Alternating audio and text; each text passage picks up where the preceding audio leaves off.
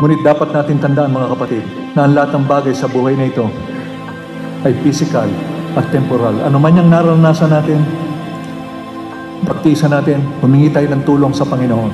Ipagkatiwala natin lahat sapagkat ipinagmamarasakit na tayo. Ilagak natin sa Kanya lahat ng ating kabalisahan sapagkat ang langit ay tunay yan, totoo yan, spiritual yan. Wala tayong madadala kahit anong paman ng paghihirap, pagtitiis natin dito. Kung ang focus mo ngayon, kung ang pinagtutuunan mo ng pansin ay mga bagay na makasanlibutan na wala namang kabuluhan sa buhay, mga kapatid, pag-isipan mo, wala ka madadala sa langit. Ano ang pinagkakaabalahan mo? May napakinabang ba yan sa gagawin sa ginagawa mo ngayon patungo sa langit?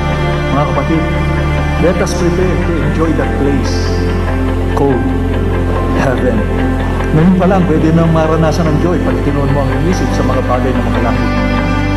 Love the Lord ng buong puso mo. Worship the Lord. Serve the Lord. And stand for the Lord.